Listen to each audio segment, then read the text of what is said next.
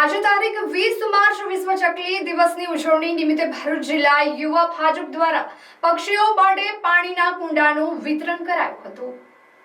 આજે તારીખ 20 માર્ચ વિશ્વ ચકલી દિવસની ઉજવણી નિમિત્તે ભરૂચ જિલ્લામાં વિશેષ જાગૃતિ કાર્યક્રમનું આયોજન કરવામાં આવ્યું હતું। ભાજપના યુવા મોરચા દ્વારા યુવા ફોર નેચર અભિયાન અંતર્ગત આ કાર્યક્રમ યોજાયો હતો, જેમાં ઉનાળાની ઋતુ દરમિયાન પક્ષીઓને પીવાનું પાણી ઉપલબ્ધ રહે તે હેતુસર કુંડાઓનું વિતરણ કરવામાં આવ્યું હતું। આ કાર્યક્રમમાં ભરૂચ જિલ્લા ભાજપ પ્રમુખ પ્રકાશ મોદી, ભરૂચ યુવા ભાજપના પ્રમુખ શક્તિ પરમાર સહિતના આગેવાનો અને કાર્યકરો ઉપસ્થિત રહ્યા હતા।